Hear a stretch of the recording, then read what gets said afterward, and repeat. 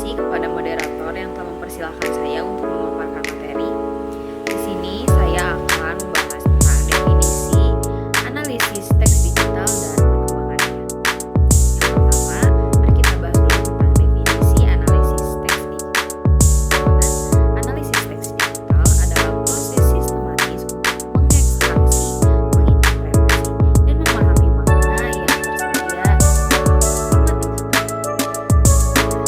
Proses ini memanfaatkan teknologi komputer dan algoritma untuk mengolah data besar,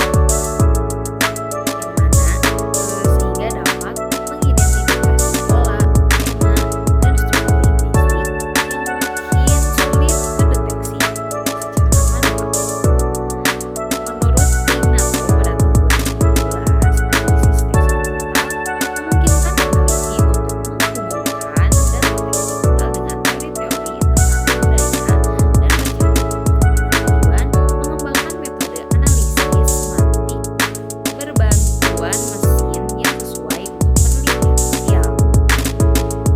Analisis teks digital juga mencakup teknik-teknik seperti penambahan teks, analisis konten otomatis, dan pemrosesan bahasa alami atau natural language processing yang disingkat NLP, bertujuan mengubah teks tidak terstruktur menjadi data yang dapat dianalisis secara sistematis.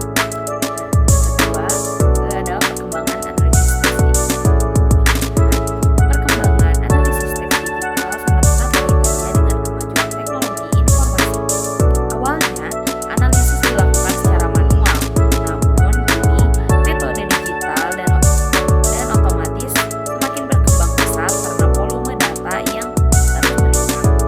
Dalam dekade terakhir, pendekatan komputasional mulai banyak digunakan dalam ilmu sosial dan humaniora digital.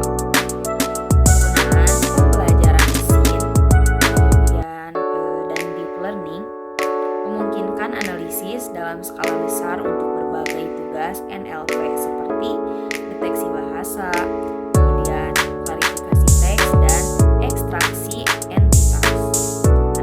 Di Indonesia, analisis teks digital mulai diterapkan untuk menjaga dan mengembangkan bahasa Indonesia di era digital, di mana tantangan seperti kualitas dan keaslian penggunaan bahasa dalam media digital menjadi fokus utamanya. Baik, terima kasih kepada moderator yang telah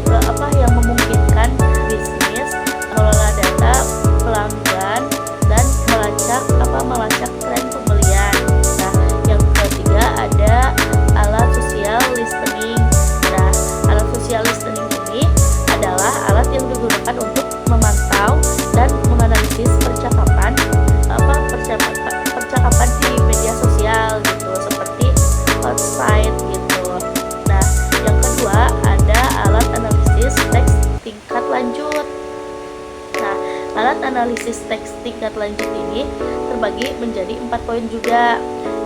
Tadi kan 3 poin ya. Nah, sekarang 4 poin. Nah, yang pertama itu ada Google NLF. Nah, Google NLF ini disebut rangkaian layanan pemrosesan bahasa alami yang dapat menganalisis teks untuk sentimen, entitas,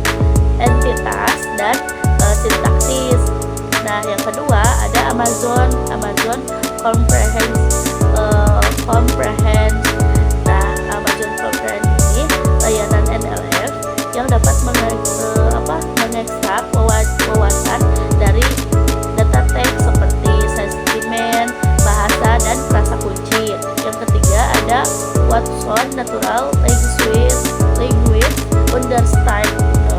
Nah, layanan NLF berbasis cloud ini yang dapat menganalisis teks dan memperoleh wawasan seperti sentimen dan ekstraksi entitas juga.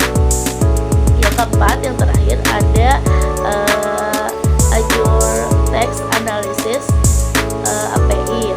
Nah, ini tuh disebut layanan NLF berbasis cloud yang dapat menganalisis teks tak terstruktur gitu dan mengekstrak wawasan seperti sentimen dan frasa kunci seperti itu. Nah,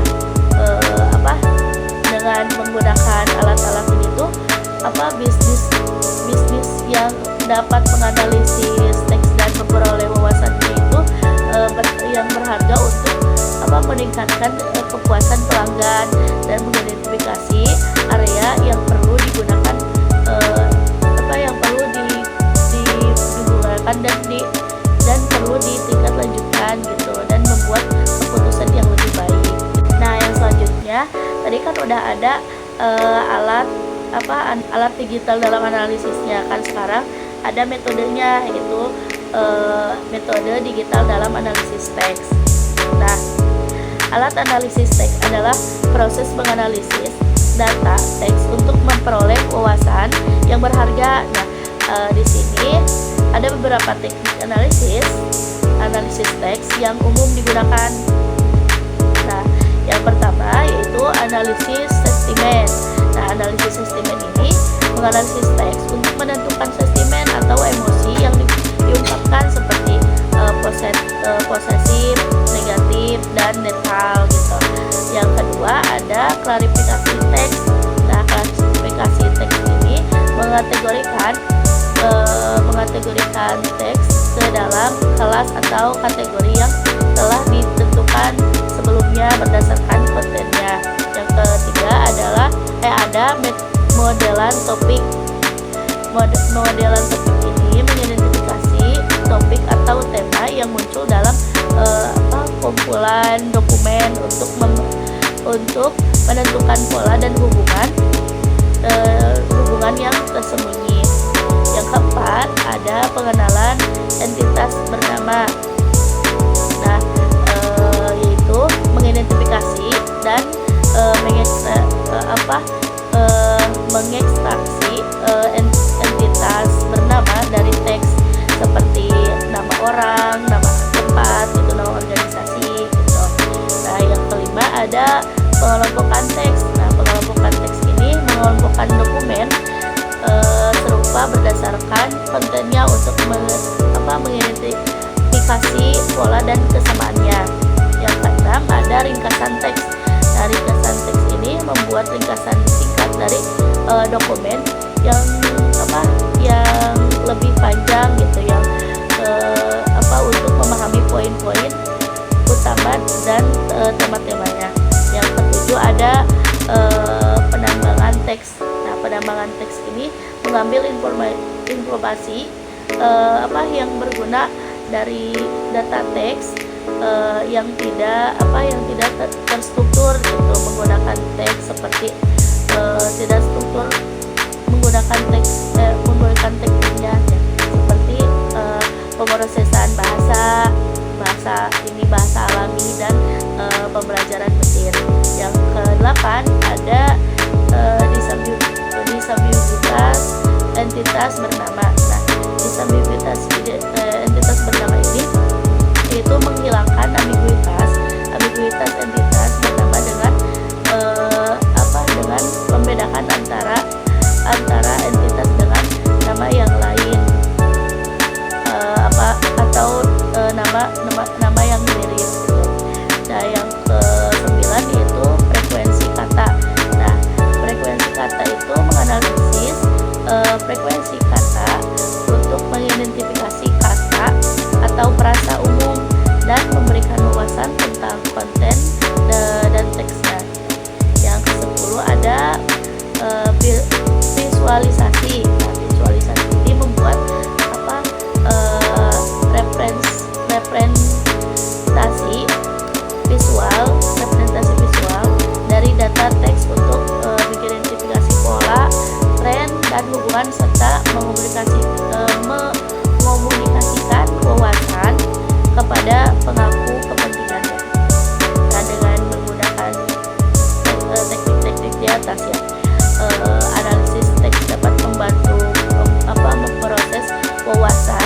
yang berharga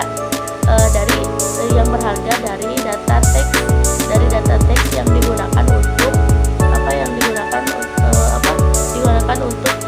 tidak teks yang tidak terstruktur gitu, dan membuat keputusan yang lebih baik lagi gitu.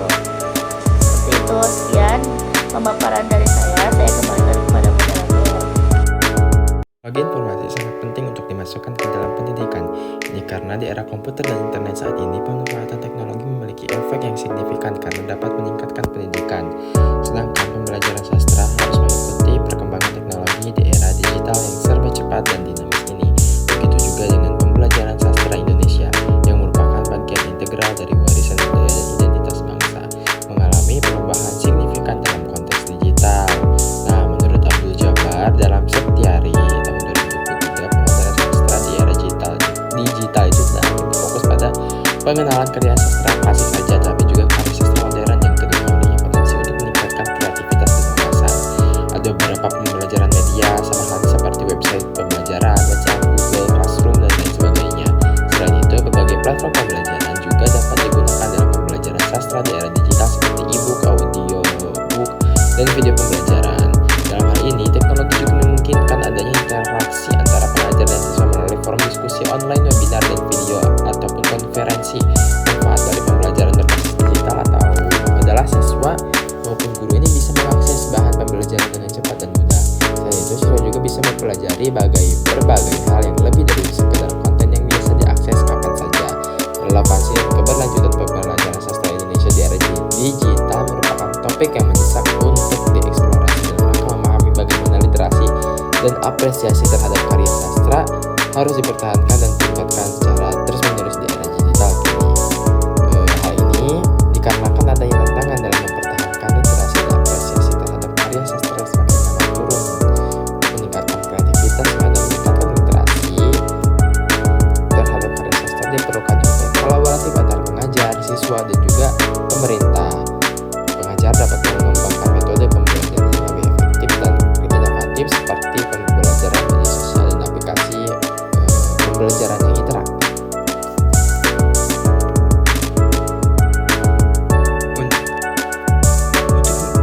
Untuk memastikan pembelajaran sastra Indonesia di era digital masa kini, ada beberapa tantangan yang perlu diatasi. Salah satunya adalah memastikan bahwa aksesibilitas terhadap karya sastra tetap terbuka bagi semua lapisan masyarakat, termasuk di daerah terpencil dan bagi mereka yang memiliki keterbatasan fisik atau finansial. Menurut Wijoyo, selain itu penting untuk terus mengembangkan kurikulum yang untuk memastikan keberlanjutan pembelajaran sastra Indonesia di era digital